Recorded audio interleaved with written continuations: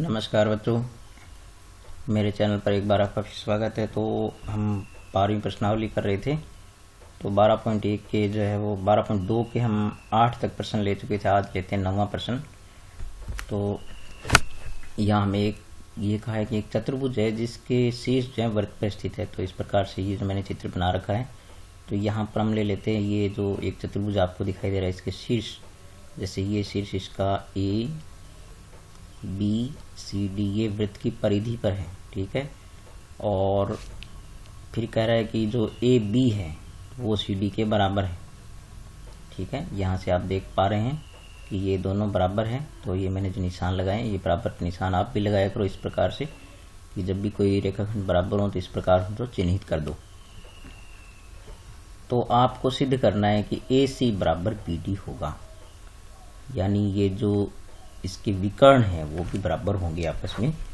तो इसको सिद्ध करने के लिए और अपने बढ़ते हैं।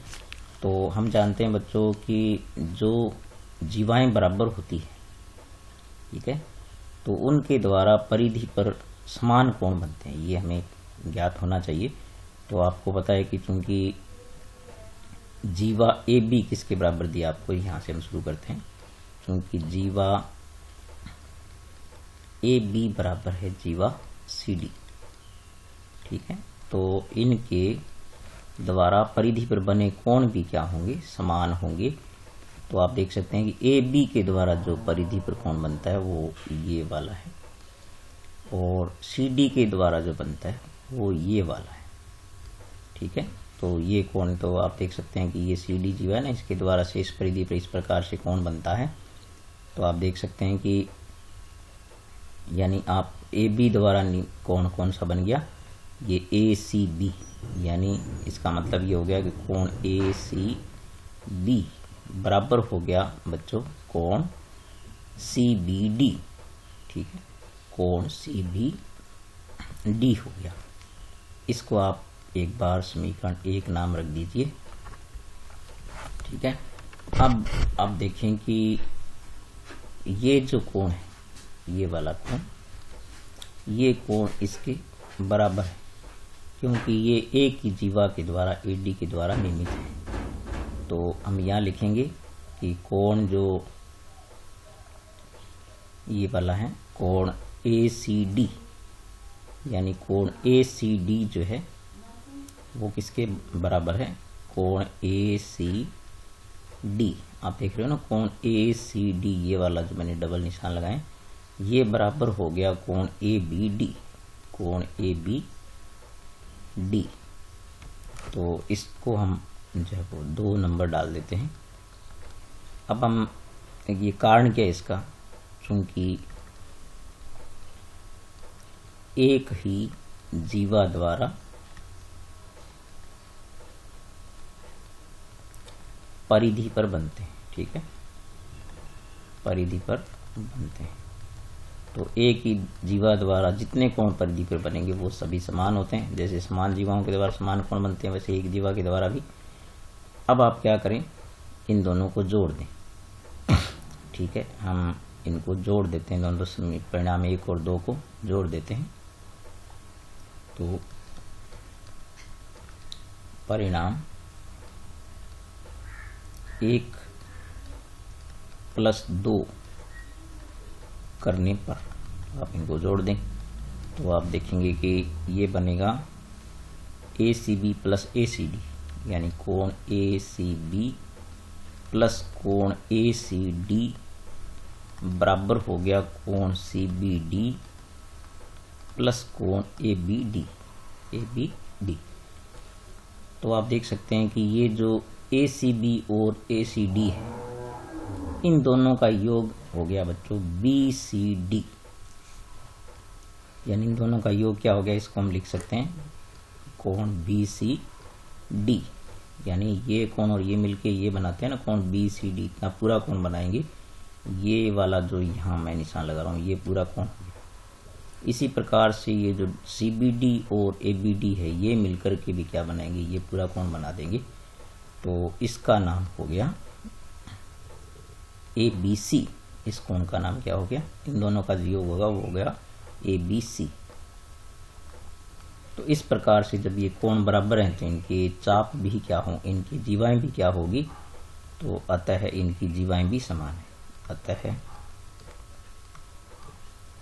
इनकी जीवाएं भी समान है। जब कोण बराबर है परिधि के, जीवाएं भी समान है, तो उनके कोण जब बराबर है, जीवाएं भी समान है। ठीक है, जीवाओं की लंबाई भी क्या होगी, समान होगी। इसलिए BCD की जीवा हो गई BD, तो BD बराबर आ गई AC, और यही आपको सिद्ध करना। ठीक है, तो ये कोई ज़्यादा बड़ा प्रश्न नहीं था। अब चलते हैं अपने नेक्स्ट क्वेश्चन पर, 10th क्वेश्चन पर।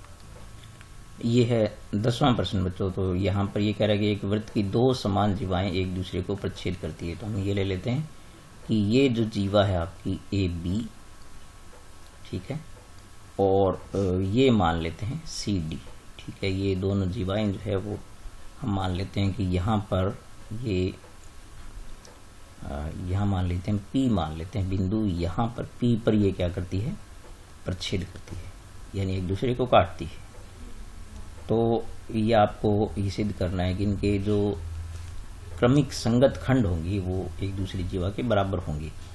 तो क्रमिक संगत खंडों से मतलब बच्चों ये जो इसके खंड बन गए AP और PB, ये CP और PD के बराबर होंगे। ठीक है, तो आपको सिद्ध क्या करना है, यहाँ पर मैं लिख देता हूँ, सिद्ध कर रहा है। तो इसमें सिद्ध करना है कि जो क्रमित खंड समान है, क्रमित खंड समान है, यानी ये बराबर है। तो क्रमित खंड से मतलब हो गया बड़े वाला बड़े वाले के बराबर है और छोटे वाला छोटे वाले के बराबर, यानी AP जो है वो किसके बराबर होगा, CP के होगा, और PB जो होगा बच्चों वो किसके बराबर होगा, PD के बराबर होगा। ये सिद्ध करना है।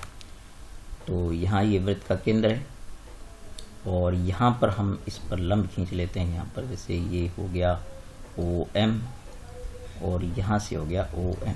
ठीक है, ये अब हम क्या करते हैं, इसको शुरू करते हैं, इसको हल करना शुरू करते हैं। तो आप ये देखें कि जीवा पर केंद्र से खींचा गया लंब उसको समद्विभाजित करता है, ये हम बहुत बार पढ़ चुके हैं। तो OM जो है वो किस पर लंब है बच्चों, AB पर लंब है। ठीक है, इसी प्रकार से आप देखें कि ON जो है वो किस पर लंब है, CD पर लंब है। तो जब OM AB पर लंब है तो AM बराबर होगा MB, यानी AM बराबर होगा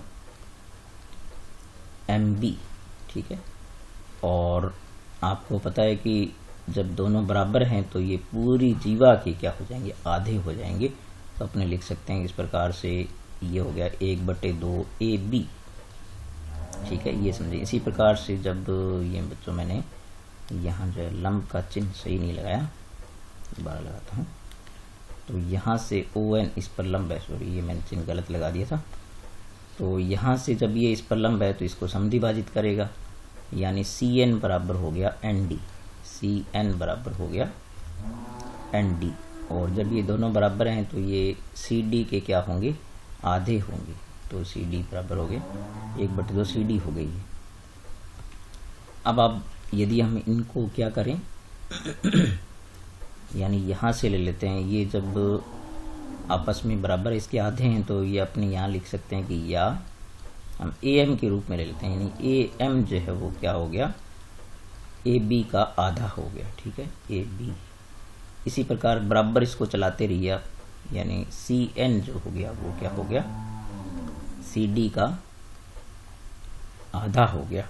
ठीक है, CD का आधा हो गया। अब आप इसको तिरछा गुणा कर दीजिए इस प्रकार से, तो आप ये पाएंगे कि ये 2 इससे गुणा हो जाएगा, यानी 2AM आपके पास क्या हो जाएगा, AB के बराबर हो जाएगा। ठीक है, और इसी प्रकार से 2CN जो है वो क्या हो जाएगा, CD के बराबर हो जाएगा। अब आप जानते हैं कि चूंकि AB किसके बराबर है, आपको दिया हुआ है, चूंकि AB बराबर दिया हुआ है CD, तो ये मान अपने यहाँ रख सकते हैं। तो AB को हम रख सकते हैं 2AM, ठीक है, आप देख रहे हैं ना। और CD को रख सकते हैं 2CN। तो यहाँ से आप ये देखें कि 2 तो कैंसिल हो जाएंगे, तो आपके पास ये परिणाम आएगा AM बराबर CN। ठीक है, यानी AM बराबर आ गया CN। इसको एक बार आप समीकरण 1 नाम रख दें। ठीक है, फिर और नेक्स्ट परिणाम निकालते हैं। अब हम चलते हैं त्रिभुज OMP और ONP पर। ठीक है, ये एक परिणाम निकालने के बाद हम लेते हैं त्रिभुज OMP व त्रिभुज ONP। तो आप ये देख रहे हैं कि OMP में बच्चों जब जीवाएं समान होती है तो उनके केंद्र से दूरियां भी क्या होती है, समान होती है। तो ये भी दोनों क्या होगी, बराबर होगी। तो अपने ये कह सकते हैं कि OM बराबर होगी ON। ठीक है, और साथ में क्या है कि ये जो इनका एक एक समकोण है वो कोण OMP बराबर हो गया कोण ONP। ठीक है, क्यों होगा, क्योंकि ये लंब है। ठीक है, तो यहां पर हम कारण लिखेंगे कि बराबर जीवाएं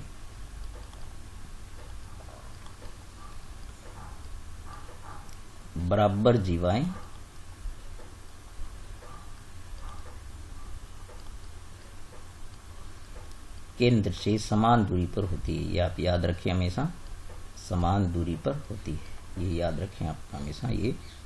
और यहाँ पर आप ये कह सकते हैं कि क्योंकि OM किस पर लंब है, AB पर लंब है, और ON जो है बच्चों वो किस पर लंब है, CD पर लंब है, इसलिए ये समकोण हो गई। ठीक है, और फिर आप देख सकते हैं कि OP उभयनिष्ठ है। OP बराबर होगी OP, क्योंकि ये उभयनिष्ठ भुजा है। ठीक है, चूंकि उभयनिष्ठ भुजा है। ठीक है, उभयनिष्ठ भुजा है। तो ये बहुत ही अच्छा प्रश्न है, आप ध्यान से देखें इसको। तो आप देख सकते हैं कि ये हो गई आपकी एक साइड और ये हो गया राइट एंगल। तो आप इसको नाम दे सकते हैं, यानी ये आपका हो गया राइट एंगल, 90 डिग्री का कोण हो गया। ये हो गया हाइपोटेन्यूस यानी कर्ण हो गया, और ये हो गया आपकी साइड। तो ये बच गया, ये बन गया बच्चों RHS नियम। ठीक है, तो RHS नियम से अतः RHS सर्वांग समता का जो नियम होता है, RHS नियम से ये जो त्रिभुज है ना, ये त्रिभुज OMP ये किसके सर्वांग सम हो गया, त्रिभुज ONP के क्या हो गया बच्चों, सर्वांग सम हो गया। तो जब त्रिभुज सर्वांग सम हो जाते हैं तो हम लिखते हैं कि CP/CT द्वारा, इसलिए CP/CT द्वारा यानी इनके संगत खंड बराबर होंगे। तो CP/CT द्वारा इनकी बची हुई भुजाएं जो है, तो बच्चों ये बची हुई खंड जो है ना इसके ये बन गए कि MP बराबर क्या हो गया, NP। तो यही निकालने के लिए हम इनको सर्वांग सम किया था। तो इस प्रकार से MP बराबर किसके आ गया, NP आ गया। ठीक है, तो ये हमारी समीकरण नंबर 2 हो गई। अब क्या करो, समीकरण 1 और 2 को जोड़ दो। तो समीकरण 1 + 2 करने पर, यानी 1 और 2 को आप जोड़ दो। तो 1 और 2 को जोड़ेंगे तो देखो एक यहाँ पर है ना, AM + MP हो जाएगा, यानी AM + MP बराबर हो गया बच्चों CN + NP। ये आप लेफ्ट में लेफ्ट जोड़ें, राइट में राइट। अब देख सकते हैं आप कि AM + MP को आप चित्र में देखें कि हम लिख सकते हैं AP। तो इस प्रकार से AP बराबर हो गया CP। तो यहाँ आप देखो बच्चों आधी बात आपकी सिद्ध हो गई है। तो ये परिणाम नंबर आपका रहा 3। ठीक है, अब आप जानते हैं कि चूंकि AB बराबर किसके है, CD है ना, ये तो दिया हुआ है आपको। तो AB को हम 2 खंडों के बराबर लिखें तो ये हो गया AP + PB, AP + PB। और CD को लिख सकते हैं CP + PD। तो आप ये पाएंगे कि चूंकि AP और CP को हम बराबर कर चुके हैं तो ये तो कैंसिल हो जाएंगे इस प्रकार से ये। तो इसलिए आपके पास क्या आ गया, PB बराबर भी किसके आ गया, PD आ गया। तो ये आपका परिणाम नंबर 4। तो आप देख सकते हैं कि हमने जो परिणाम ये 3 और 4 जो निकालें ये क्या स्पष्ट करते हैं, तो आप यहाँ लिख दें अतः परिणाम 3 व 4 से स्पष्ट है, स्पष्ट है कि मैं यहाँ लिख देता हूँ बच्चों, इधर स्पष्ट है कि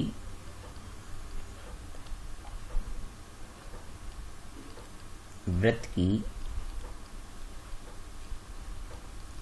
समान प्रतिच्छेदी जीवाओं के खंड संगत खंड बराबर होते हैं। यानी समान प्रतिच्छेदी जीवाओं, जो समान जीवाएं हो और साथ में वो प्रच्छेद करती हो, तो समान प्रच्छेदित जीवाओं के क्रमित भाग बराबर होते हैं। ठीक है, क्रमित भाग बराबर होते हैं, बस यही हमें सिद्ध करना था। ठीक है, तो बहुत ही अच्छा प्रश्न है, इसको आप गौर से देखें और बहुत आसानी से सिद्ध होने वाला है। ठीक है, तो इसको 2-3 बार आप ध्यान से देखें तो सीखने वाला प्रश्न है, बहुत ही महत्वपूर्ण प्रश्न है, इसको आप जरूर सीखें। अब हम चलते हैं नेक्स्ट 11वें प्रश्न पर। तो ये है हमारा 11वां प्रश्न। इसमें हमें एकाएक सिद्ध कीजिए कि 2 समांतर जीवाओं के मध्य बिंदुओं को मिलाने वाला रेखाखंड वृत्त के केंद्र से गुजरता है। तो ये हमारी 2 जीवाएं हैं, ए बी और सी डी आप देख रहे हैं। तो ये समांतर है, मैंने ये जो तीर के निशान लगाए ये समांतर है, इनके मध्य बिंदुओं को मिलाने। तो ए एम जो है वो ए बी का मध्य बिंदु है और एन जो है वो सी डी का मध्य बिंदु है। तो हम ये मान लेते हैं कि ये जो है वो इनको मिलाने वाला जो रेखाखंड है वो ओ में से गुजरता है, वैसे दिखाई दे रहा है, लेकिन इसको हम तब मानेंगे जब क्या होगा कि इसको हम एक सीधी रेखा सिद्ध कर दें। अभी तो हमने क्या किया बच्चों, ये ओ एम लंब खींचा है ए बी पर और ओ एन लंब खींचा है सी डी पर। हमें सिद्ध करना है कि एम ओ एन एक सरल रेखा है। ठीक है, ये ओ से गुजरती हुई तभी सिद्ध होगी जब हम ये सिद्ध कर पाए कि एम ओ एन एक सरल रेखा है। तो इसमें क्या सिद्ध करना है आप लिखें यहाँ पर, सिद्ध करना है। क्या सिद्ध करना है आपको कि दूसरे शब्दों में अपने कह सकते हैं कि एम ओ एन एक सरल रेखा है। ठीक है, यानी एक सीधी रेखा है, यह आपको सिद्ध करना है, जहां ओ हमने क्या लिया है, वृत्त का केंद्र लिया है। ठीक है, तो इसको हम सिद्ध करने जा रहे हैं। तो हम ये देखेंगे पहले ओ एम जो है वो किस पर लंब है। तो चूंकि ओ एम हमने लंब खींचा है ए बी पर, इसका मतलब ये हो गया कि कोण ए एम ओ जो है वो क्या होगा, समकोण होगा। इसलिए कोण ए एम ओ जो है बच्चों वो क्या होगा, समकोण होगा, क्योंकि 90 डिग्री का कोण बनाएगा, लंब है इसलिए। और फिर आप ये कह सकते हैं कि चूंकि ए बी जो है ई ओ के समांतर है, वो हमने रचना से लिए, यानी चूंकि ए बी समांतर है ई ओ के, उसका कारण है चूंकि रचना से हमने इसको समांतर बनाया है। ठीक है, रचना से हमने इसको समांतर लिया है। तो आपको पता है कि जब 2 समांतर रेखाएं होती हैं तो यदि एक रेखा पर कोई लंब है तो वो दूसरे पर भी क्या होगा, लंब होगा। इस प्रकार से ये कोण भी कितना होगा बच्चों, 90 डिग्री का होगा। तो ये समांतर है, और जब ओ एम ए बी पर लंब है तो ओ एम जो होगा यानी वो किस पर लंब होगा, ई ओ पर भी लंब होगा। इसलिए अपने ये कह सकते हैं कोण ई ओ एम। तो इसलिए अपने कह सकते हैं कोण ई ओ एम ये भी बच्चों क्या हो गया, 90 डिग्री हो गया। तो ये आपका परिणाम नंबर 1 आता है। इसी प्रकार से आप ये लिखें कि ओ एन किस पर लंब है। क्योंकि ओ एन हमने लंब खींचा है किस पर, सी डी पर, तो इससे आपका कोण सी एन ओ क्या हो जाता है, कोण सी एन ओ लंब होने से हो गया 90 डिग्री का। ठीक है, तो अब आप देख सकते हैं कि चूंकि सी एन जो है वो ई ओ के समांतर है, चूंकि सी डी बच्चों ये सी डी कह सकते हो आप, तो सी डी किसके समांतर है, ई ओ के। सी डी समांतर है ई ओ के, वो भी किससे, रचना से। हमने रचना से इनको समांतर बनाया है क्योंकि ई ओ को हमने ए बी और सी डी के समांतर लिया है। तो इस प्रकार आप ये पाएंगे कि जब ये दोनों समांतर है, ये इस पर लंब है, तो ये वाला इस पर भी, यहाँ भी क्या होगा, लंब होगा, यानी कोण EON। तो अपने ये कह सकते हैं कि इसलिए कोण EON वो भी क्या हो गया, 90 डिग्री का हो गया। ये आपका परिणाम नंबर 2। अब आप क्या करें, परिणाम 1 और 2 को जोड़ दें। तो आपने जो परिणाम निकाले हैं 2, परिणाम 1 प्लस 2 करने पर, तो जब परिणामों को जोड़ते हैं तो लेफ्ट में लेफ्ट साइड जोड़ते हैं और राइट में हम क्या करते हैं, राइट साइड जोड़ते हैं। तो आप ये पाएंगे कोण EOM, यानी कोण EOM प्लस कोण EON वो हो गया 90 प्लस 90, ये 90 डिग्री प्लस 90 डिग्री। तो इस प्रकार से आप ये देखेंगे कि ये हो गया 180। तो EOM और EON को, इसको एक पूरे नाम से लिखें तो ये पूरा नाम हो जाता है, इसलिए कोण MON बराबर हो गया बच्चों 180 डिग्री। ठीक है, अर्थात ये जब कोई कोण 180 डिग्री हो जाता है तो वो क्या हो गया, एक ऋजु कोण हो गया। अर्थात कोण MON एक सरल कोण है। ठीक है, सरल कोण, या इसको हम लिख सकते हैं ऋजु कोण है। ठीक है, इसको ऋजु कोण भी कहते हैं, ऋजु कोण है। और जब कोई कोण ऋजु कोण होता है तो उसकी भुजाएं क्या होती है बच्चों, वो सरल रेखा में होती है। तो इसलिए अपनी कह सकते हैं कि इसलिए MON, या आपने इसको कह दें MN, एक सरल रेखा है, एक सरल रेखा है। इस प्रकार से आपने देखा कि MON एक सरल रेखा है तो O से गुजरेगी। ठीक है, अर्थात समांतर जीवाओं के मध्य बिंदुओं को मिलाने वाला रेखाखंड, अर्थात समांतर जीवाओं के मध्य बिंदुओं को मिलाने वाला रेखाखंड को